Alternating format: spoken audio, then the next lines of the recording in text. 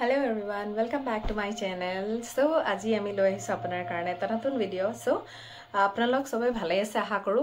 Please আপোনালোক যদি মোৰ চেনেলত নতুন আছে প্লিজ বেল আইকনটো দবাই দিব আৰু সাবস্ক্ৰাইব বাটন এটা আৰু লাইক কৰি দিব। হেতু বুজিলে মই বুজি পাম যে মোৰ ভিডিও বিলাক ভাল হৈছে আৰু কিবা ইমপ্ৰুভমেন্টৰ যদি দৰকাৰ হয় প্লিজ সাজেশন আগবঢ়াব পাৰে। আপোনালোকে মোৰ Facebook চেনেলৰ লিংক অলৰেডি মোৰ চেনেলত দিয়া আছে, তাতো মেসেজ কৰি ক'ব পাৰে যে কিবা ইমপ্ৰুভমেন্টৰ দৰকাৰ পৰে আৰু কিবা সাজেশন থাকিলে আপোনালোকে প্লিজ নেগেটিভ সেন্সত নলৈ মোক গাইড কৰে যেন। আৰু আপোনালোকে যদি মোৰ টেলিগ্ৰাম চেনেল জয়েন কৰিব খোজে দেন হলে মই আপোনালোকক ইয়াতে দি দিছো মোৰ টেলিগ্ৰাম চেনেলৰ স্ক্যানিং লিংকটো, তাতে স্ক্যান কৰি আপোনালোকে মোৰ গ্ৰুপ জয়েন কৰিব পাৰে আৰু মোৰ ভিডিও বা সাজেশন বিলাক বা পিডিএফ বিলাক যদি লাগে আপোনাৰ মোৰ ল'ব পাৰে।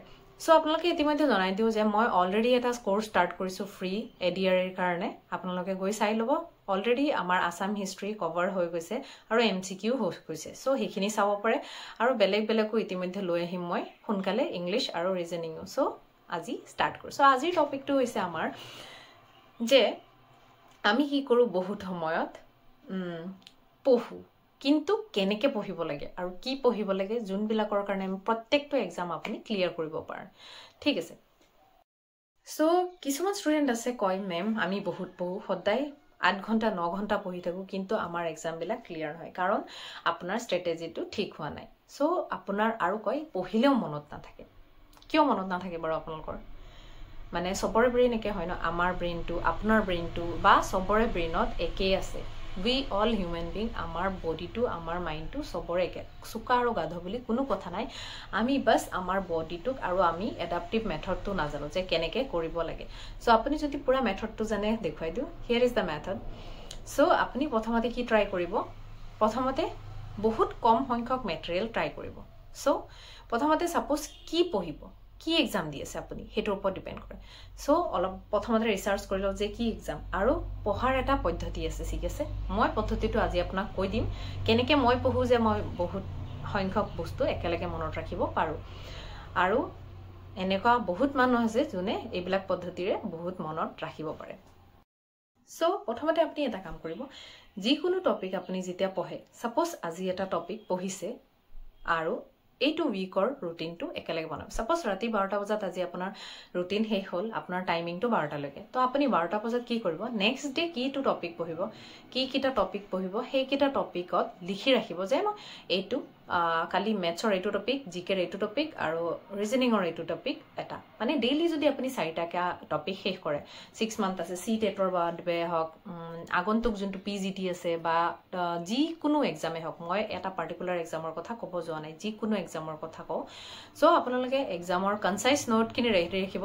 কাৰণ কি হয় জানে, আমি ৰাতিপুৱা যেতিয়া টেবুলত বহুত তেতিয়া বহুত কনফিউজ হয় মৰ্নিঙত যে কোনটো টপিক পঢ়িম কি পঢ়িম, হেনেকুৱা কৰোতে আমাৰ হাফ এন আৱাৰ গুচি যায়। সো আমি টাইমখিনি মৰ্নিং আৱাৰটো আমাৰ ব্ৰহ্ম মুহূৰ্ত বুলি কোৱা হয়। সেই টাইমখিনি যদি মই অলৰেডি কৈছো আপোনালোকে পাৰিলে 2:30 পৰা পঢ়িব আৰু নোৱাৰিলে 4টা বজাত উঠিব। সো সেইখিনি টাইম আমি সেভ কৰিবৰ কাৰণে যাতে পাজল নহয়, আগদিনাখনে আপুনি বৰ্ডত লিখি থব, আপোনাৰ টেবুলৰ ওচৰত বৰ্ড এটা বা আপুনি ষ্টিকি নোটত লিখি থব বা আপোনাৰ পেজত লিখি থব যে কালি এইকিটা টপিক পঢ়িম। সো সাপোজ আপুনি লিখি থলে যে মই কালি আসাম হিষ্ট্ৰী পঢ়িম, আসাম হিষ্ট্ৰী কোনটো টপিক এইটো লিখি থব। নেক্সট মই ৰিজনিং কালি এই টপিকটোৰ কনসেপ্ট পঢ়িছিলো, আজি মই এই টপিকটোৰ কুৱেশ্যন পেপাৰ প্ৰেক্টিছ কৰিব লাগিব। সো আপুনি কুৱেশ্যন পেপাৰখিনি প্ৰেক্টিছ কৰিলে বা আসাম হিষ্ট্ৰী আসাম জিকেৰে কালিৰ টপিক এটা মানে বাকিখিনি বাকি আছিল আপুনি পঢ়িলে, পঢ়াৰ পিছত কুৱেশ্যনখিনি এনালাইজ এভৰি টপিকৰ পিছত আপোনালোকে কি কৰিব, কুৱেশ্যন পেপাৰ প্ৰেক্টিছ কৰিব। ওয়েদাৰ টেষ্ট এপ বা আপুনি কোনোবা এটা নিজে সানডে টেষ্ট দিয়াৰ ব্যৱস্থা কৰক। সানডে সাপোজ এটা টেষ্ট আপুনি লিখিব যাওক, যিকোনো ইনষ্টিটিউটৰ আপুনি এটা টেষ্ট সিৰিজ কিনি লওক।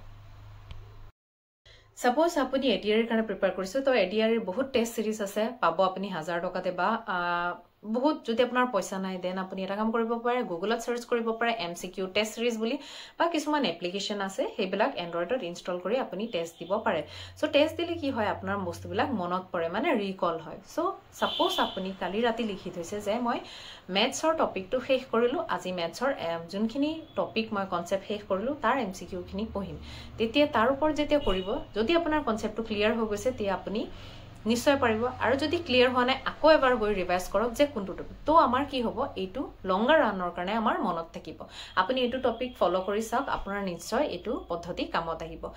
Vedic method ancient time od amar Veda bilak jete manhe pohisile bahut dangor pohisile books aru bahut gal bostu ekalage monot rakhisil so etu process hihote apply korisile so next ahile amar etia আমি কেনেকে গম পাম যে আমার কিমান হৈছে আপুনি যদি টেস্ট নি দিয়ে পঢ়ি আছে টেস্ট আৰু ৰিভাইজ নাই দিয়া দেন আপোনাৰ কেতিয়াও মনত নাৰাখে আৰু আপোনাৰ পঢ়াৰ কোনো মানে নাইকিয়া হ'ব কাৰণ আমি বহুত পঢ়িয়ে থাকিম only বহুত ডাঙৰ টপিক পঢ়ি থাকিম আৰু মোটা লাগিব বহুত পঢ়িছো এটো টপিক পঢ়িম হেটো টপিক পঢ়িম এনেকৈ হ'ব আজি উমুকটো ওয়েবসাইটত আজি জিকে দিছে ফ্ৰেন্ডে কলে উমুকটো সাইটৰ ভাল তা মই হয়তো সাইটটো গল হেটো সাইটৰ গুটেই শেষ কৰিলো কিন্তু আগত যিবিলাক পঢ়িছো সেইবিলাক মই ৰিভাইজ দিয়া নাই দেন আপোনালোকে শিওৰ ফেইল হ'ব সো 80 টেকনিক ইউজ কৰক নহলে আপোনালোকে এক্সামত ফেইল হ'বই সো এটো মোৰ খাটাংকতা সো প্ৰথম কি হ'ল আপুনি পঢ়ক টপিকটো দেন এমসিকিউ কৰক দেন গুটি উইক টু জি পঢ়িলে সানডে এটা টেস্ট দিও মানে গুটি কিটা টপিকৰ পৰা যিকোনো গুগলত বা যিকোনো জায়গাত আপুনি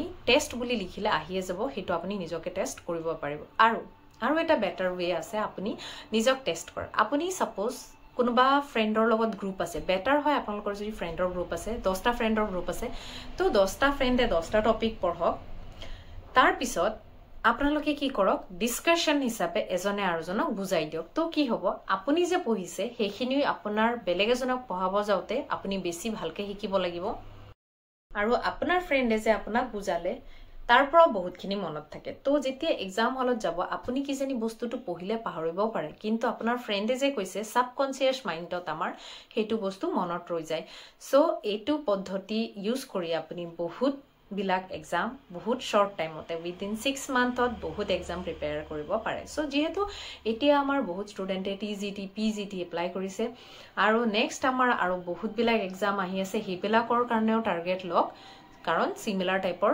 এক্সাম পদ্ধতিয়ে ইউজ কৰা হয় যেহেতু জানুৱাৰী মাহ তো এটো বছৰত বহুত গাল এক্সাম আৰু যাব আৰু কোনোবাই যদি আপোনালোকে এপিএসসি প্ৰিলিমছ দিব কৰিছে এপিএসসিৰ ষ্ট্ৰেটেজি মই লৈ আহিম বাৰু নেক্সট কেদিন মানতে আপোনালোকে সাপো পাৰিব হেতু কি কনসাইজ নোট আছে ঠিক আছে আৰু যদি এপিএসসিৰ আৰু মই এটা ডাঙৰ এটা ভিডিও দিছো আপোনালোকে মোৰ লাইভ ভিডিও সেকশনত গৈ চাব পাৰে মোৰ অলৰেডি এটা ষ্ট্ৰেটেজি ভিডিও এপিএসসিৰ দিয়া আছে আপোনালোকে চাই জনাব পাৰে এই কিটা প্ৰসিডিউৰ যদি আপোনালোকে ফলো কৰে নিশ্চয় আপোনালোকে সফলতা হ'ব please like and subscribe my channel bye bye surely success